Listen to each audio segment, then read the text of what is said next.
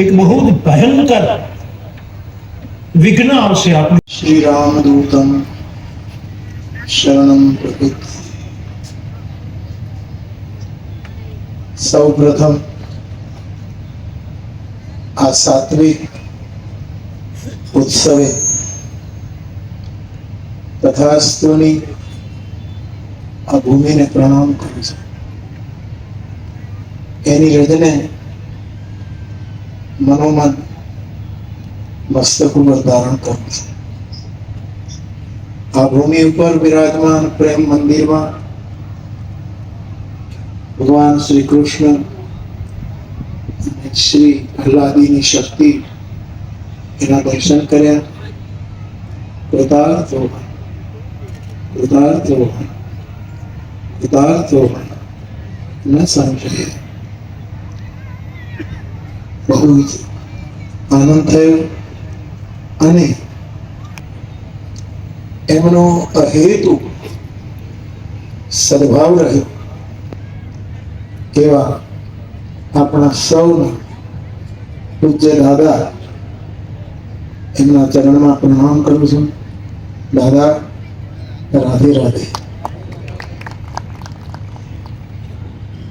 મારા આનંદની વૃદ્ધિનું એક ત્રીજું કારણ છે અને તે છે મારી આ સુંદર પૃથ્વી એના જે દેવતાઓ છે એવા આટલી મોટી સંખ્યામાં દેવતાઓ અહીંયા વિરાજમાન છે, વિદ્યા પુરુષો અહીંયા વિરાજમાન છે.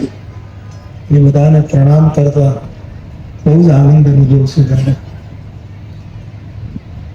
આમ તો આપના આશીર્વાદથી હજી ખરતું પાન નથી, પરંતુ ઉંમર તો છે, પણ ખરતું પાન નૂતન કિસલયના દર્શન કરે, નવી કોપળોના જ્યારે દર્શન કરે છે ત્યારે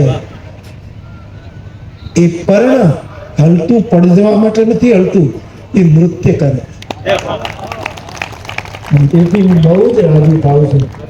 મારા સમાજમાં આટલા વિદ્યા પુરુષો, યુવા સ્યાત સાધુ, યુવા અધ્યાપક આવી દાદા બહુ રાજી થાય. હા, મને નહીં વર્ણવી શકું, એનો મને અતિશય આનંદ છે. તદુપરાંત પૂજ્ય દાદાના માતુશ્રીના દર્શન થયા, એમના મને આશીર્વાદ મળ્યા. પૂજ્ય દાદાના પિતાશ્રીનો આ શિવ સંકલ્પ જે દાદા પૂર્ણ કરી રહ્યા છે અને એના કાર્યમાં વ્યાસપીઠની સાથે જોડાઈને આટલા શુભેચ્છકો, દાતાઓ, સુહૃદો આ બધાને પણ ખૂબ ખૂબ પ્રસન્નતાપૂર્વક આવકારું છું. પ્રતિવર્ષની માફક આટલા નવદંપતિ ગૃહસ્થ જીવનમાં પ્રવેશ કરે છે એને પણ પંચદેવ સંપન્ન આ મંચ આશીર્વાદ આપે. કારણ કે આવો મંચ છે એ પંચદેવ સંપન્ન હોય છે. અહીંયા પંચદેવો હોય જ છે. એ એમને આશીર્વાદ આપી. તદુપરાંત કલા, શૌર્ય, શિક્ષણ અને સેવા આ 4 ક્ષેત્રોમાં જેમણે સમાજની સેવા કરી છે એવા 4 એવોર્ડ તથાસ્તુ વિદ્યાપીઠ એવોર્ડ અપાયા. એ એવોર્ડ જેમને અર્પણ થયા એમને પણ એમના શૌર્ય બદલ, એમની સેવા બદલ, એમની કલા બદલ અને એમના શિક્ષણ કાર્ય માટે હું નમન કરું છું. દાદાનો અને આપણા સૌનો આ રાધે રાધે પરિવાર એ બધાને પગે લાગુ છું. બાપ બરસાના અને વૃંદાવનથી રાધે રાધેના મોજાઓ જે આ બાજુ આવી રહ્યા છે એ મોજાઓને આટલા વિશાળ પાયે પ્રસાવનાર એક મહાપુરુષ આપણી વચ્ચે છે અને તે જિજ્ઞેશ દાદા છે. મને આનંદ છે. મને કોઈ એમ કહ્યું પાંડુરંગ દાદાના સમયમાં, પાંડુરંગ દાદાને બધા દાદા કહેતા હતા, આપણે બધા જ એમના દાદા કહીએ, પૂજ્ય દાદા. અમારા તરફ બહુ આત્મીય એમનો સદભાવ રહ્યો એટલે એને હું દાદા કહું. દાદાને દાદા કહું. બ્રાહ્મણ દેવતાઓને જોઉં એટલે હું દાદા. મારે 5 દાદાઓ છે. એક ઋષિકેશસ્થ મહામંડલેશ્વર અનંત શ્રી વિભૂષિત મારા વિષ્ણુ દાદા, બીજા એમના મોટા ભાઈ મારા સદગુરુ ભગવાન ત્રિભુવન દાદા, ત્રીજા હનુમાન દાદા, ચોથા શંકર દાદા અને પાંચમા આ બધા મારા દાદા સાહેબ. તેમાં દાદા અમારા દાદા મુંબઈથી પધારે છે. મને કોઈએ કહેલું કે આપને દુનિયા બાપુ કહે અને તમે એમને દાદા કહો. મેં કીધું એ આ જ પરંપરા છે કે બાપુનો જે બાપ હોય એ દાદો કહેવાય, બીજું ન કહેવાય. એટલે મારા માટે આ બધા ખરેખર પૂજ્ય છે. હું બહુ રાજી થયો. મને એમ થાય છે કે નહીં વ્યક્ત કરી શકું.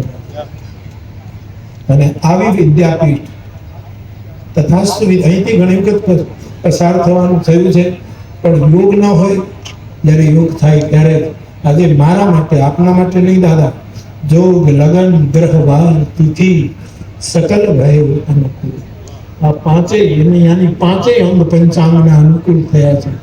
અને હું આ સુંદર સત્વપૂર્ણ સંસ્થાના દર્શન કરી રહ્યા છું. અહીંયા આવીને ખરેખર ભીતરની સાત્વિકતામાં વધારો થઈ રહ્યો છે એવું ફીલ કર્યું. ઠાકોરજીના દર્શન કરીને, આપ સૌના દર્શન કરી આવી વિદ્યાપીઠો એક વસ્તુ તો એ કે જો સંસ્કૃત નહીં હોય તો સંસ્કૃતિ નહીં ટકે. એક બહુ જ ભયંકર વિઘ્ન આવશે આપની ઉપર. સંસ્કૃત હશે તો જ સંસ્કૃતિ ટકશે, અને સંસ્કૃતિ હશે તો જ મારા ને તમારા સનાતન ધર્મના સંસ્કારો ટકશે. દાદાએ અહીંયા સંસ્કૃત ભણવું, ભણાવવું, એની આખી વિદ્યાપીઠ, ગૌ સેવા થાય છે, યજ્ઞ સેવા થાય છે, ઠાકોરજીની સેવા થાય છે, આવા સામાજિક કાર્યો થાય છે. એક વ્યાસપીઠ શું ન કરી શકે, શું ન કરી શકે. અને એમાં ભગવત કૃપાથી અમારી વ્યાસપીઠો હવે પાછી જવાન થતી જાય. જે થોડું એનામાં પ્રૌઢપણું આવ્યું હતું એ હવે પાછી જવાન થતી જાય છે. એ મારા કથા જગતના એક માણસ તરીકે મારા માટે બહુ જ આનંદનું છે. એવા સમયે દાદા શું કહું, પણ મને ગીતાના 5 યજ્ઞો યાદ આવે છે. દ્રવ્ય યજ્ઞ, તપો યજ્ઞ, યોગ યજ્ઞાસ તથા સ્વાધ્યાય જ્ઞાન યજ્ઞાસ યતય સંચિત. ગીતાએ આમ તો યજ્ઞ તો પૌરાણિક વિષ્ણુ યજ્ઞ અહીંયા થઈ રહ્યો છે આ નવદંપતિને આશીર્વાદ આપવા માટે. ઘણા યજ્ઞો છે, પૌરાણિક યજ્ઞો, કર્મકાંડના વિદ્વાનો બધા વિરાજમાન છે. પૌરાણિક યજ્ઞ હોય, વૈદિક યજ્ઞ હોય, ઘણા પ્રકારના યજ્ઞ હોય. ગીતાએ તો આપણા જેવા માણસો માટે સરળ યજ્ઞ બતાવ્યું. યજ્ઞનું નામ જપ યજ્ઞોસ્મી. જપ યજ્ઞ એ હું છું, મારી વિભૂતિ છે. પરંતુ દાદા મને એવું લાગે છે, મને કહેવા દો, આપને ગમે ન ગમે, પણ આવી સંસ્થાના જ્યારે દર્શન કરો, કારણ કે આ સંસ્થા નથી, આ અમારી આસ્થા છે. આ સંસ્થા નથી, આ ભારતીય સંસ્કૃતિની વ્યવસ્થા છે. આ સંસ્થા નથી દાદા, તમારા પૂર્વજોના આશીર્વાદથી તમારી એક અવસ્થા અહીં બતાવે. એક મહાપુરુષની સ્થિતિ ક્યાં છે, એવા અવસ્થાના દર્શન. એટલે આવી સંસ્થામાં આવું ત્યારે એવું લાગે કે અહીંયા દ્રવ્ય યજ્ઞ થઈ રહ્યું છે. આટલા દાતાઓ, દાદાએ એવી વાત કરી કે સેવા તો કરે છે, પણ હું પ્રદેશ જાઉં ત્યારે 2-3 મહિના સુધી આ બધા મારી સાથે.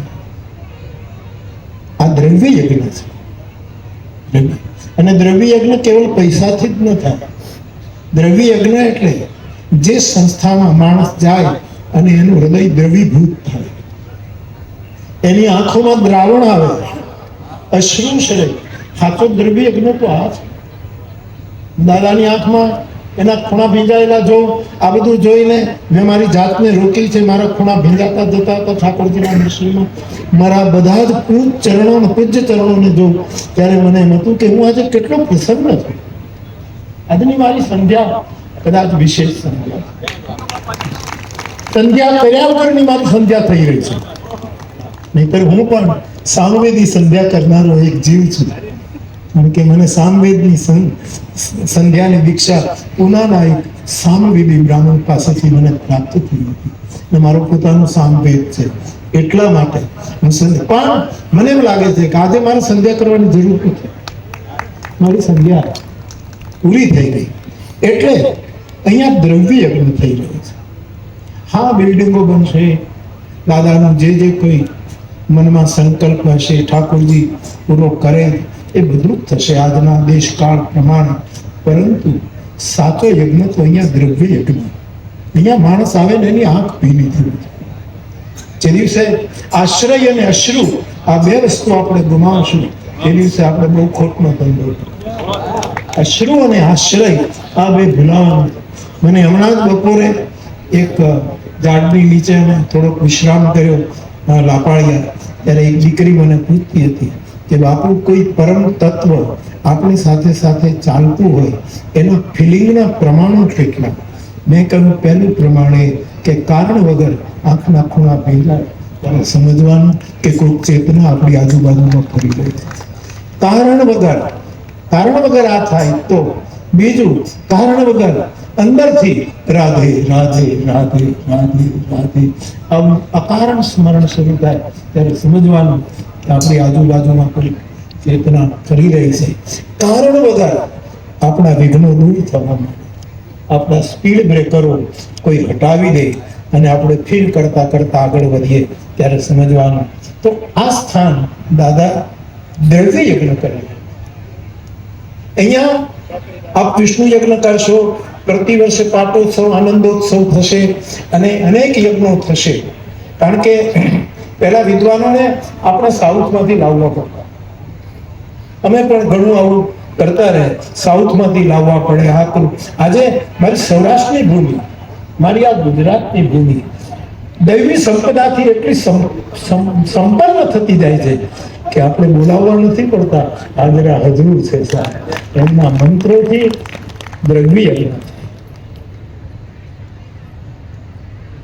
મહારાજ નામ ભૂલી જાઓ છો, એમણે જયારે યજ્ઞ કર્યો અને ઘી તૂટ્યું, દાદા ઘી તૂટ્યું યજ્ઞ ત્યારે બ્રાહ્મણ દેવતાઓ મંત્રો બોલતા હતા અને કહ્યું ઘી, તો કે ઘી ગાયનું ઘી ખૂટી ગયું છે ને હજી અમુક આહુતિ બાકી છે, છેલ્લો હોમ બાકી છે, વસુ હોમ કે જે કહેવાય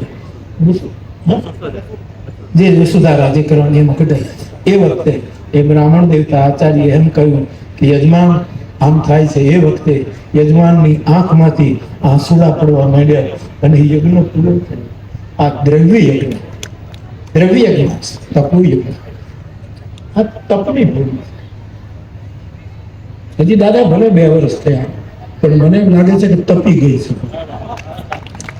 અને જૂના પ્રાઇમસમાં આપણે જોતા હતા કે જૂના પ્રાઇમસ હતા એનું બર્નર તપેલું હોય તો પછી કઈ બીજું મૂળ ન કરવું પડે. મેં પંપ મારીને કાઢી મૂકો એટલે ભડકો થઈ જાય.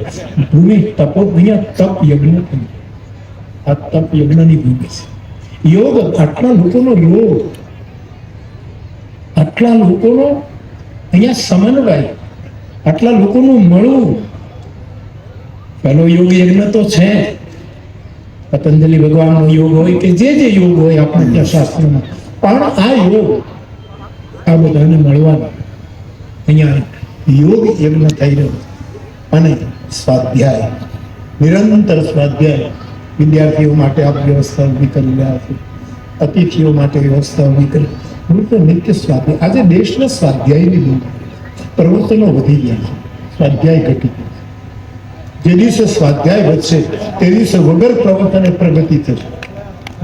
ન્યાયમ આત્મા પ્રવચને સંશોધનકારોને કહેવું પડ્યું કે પ્રવચનથી આત્માની પ્રાપ્તિ નથી થતી.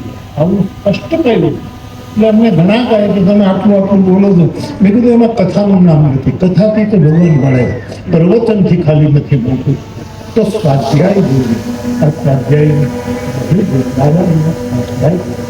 અને જ્ઞાન યજ્ઞ જાસ્તી લઈને નિરંતર દેશ પ્રદેશમાં જ્ઞાન યજ્ઞ કરી રહ્યા. આવા તીક્ષ્ણ વ્રતો, આવા જે તીક્ષ્ણમાં ધારદાર વ્રતો જે કરે એ સફેદ કપડામાં યતિ છે, એ સફેદ કપડામાં સંન્યાસી. ભગવાન કૃષ્ણએ સંન્યાસની એક નવી વ્યાખ્યા આપણા જેવા સંસારીઓને આપતા કહી છે કે જ્ઞેય સનિત્ય સંન્યાસી. અર્જુન એક કાયમનો સંન્યાસી છે, યોન દ્વેષ્ટિ, જે કોઈનો દ્વેષ નથી કરતો અને કોઈની પાસે કોઈ પ્રકારની આકાંક્ષા નથી રાખતું, એ નિત્ય સંન્યાસી છે. તો આ ભૂમિમાં મને આ 5 યજ્ઞોનો અત્યારે પરિચય થઈ ગયો છે. દ્રવ્ય યજ્ઞ, તપ યજ્ઞ, યોગ યજ્ઞ, સ્વાધ્યાય યજ્ઞ અને જ્ઞાન યજ્ઞ.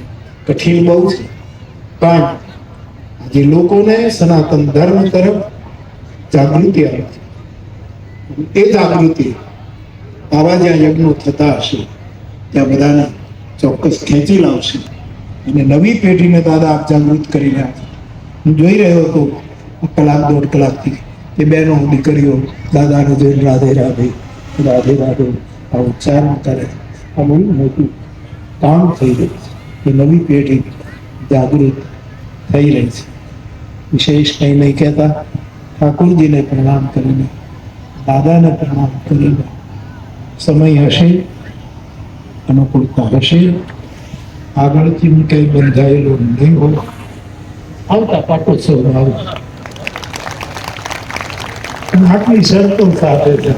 સમય હશે, કઈ આગળથી બંધાયેલો નહીં હોય, હું તો મારા માટે 10 માર્ચ લખી નાખ્યું. નિલેશ, કઈ આપણે કથા બધા નથી 10 માર્ચ લખી.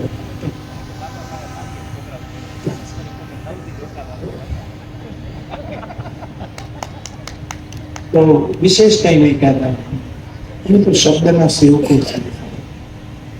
શબ્દ અમારો સ્વામી છે, અમે શબ્દના સેવક છે. જેમ તેમ શબ્દ વાપરીએ તો અમારી શારદા રિહાઈ જાય છે, અને શારદા રિહાય એવો ધંધો અમે ન કરીએ. એટલે તોડી બોલી રહ્યો છું. મારી બહુ દાદા આપની પાસે બહુ મોડો આવી શક્યો, જયારે યોગ હોય ત્યારે જ આપે છે. મોટા મોટી પ્રસન્નતા કરીએ જ્યોતિના દર્શન કરવામાં તો અતિશય આનંદ, પણ મને આ દર્શન કરવા અમારી વ્યાસપીઠ હોય, અમારી યજ્ઞપીઠ હોય, અમારી સાધના પીઠ હોય, અમારી વિદ્યાપીઠ હોય, એમાંથી ઘણાને મળી ન શક્યો, ઘણા વિશે મને માહિતી ન હોય, મારી બધાના દર્શન થયા. સાહેબ વિદ્યાપીઠના દર્શન કરો, બ્રહ્માનો આશીર્વાદ, બ્રહ્મા આશીર્વાદ છે. એક વૈષ્ણવના દર્શન કરો એટલે વિષ્ણુ ભગવાન આપણા ઉપર પ્રસન્ન થઈ જાય. અને એ કલ્યાણ કરનારો સમાજનો કોઈ પણ માણસના દર્શન કરો તો મહાદેવ થોડે કળાઈ આપણા ઉપર વરસતે થઈ જાય. તો આ સ્થાનમાં મને બહુ સારું લાગ્યું.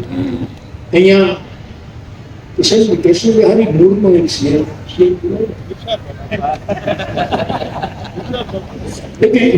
એટલા બદનામ થયો છો ને કવે, इतने बदनाम हुए हैं इस जमाने में कि लगे कि सदियां आपको हमें भुला नहीं साहब.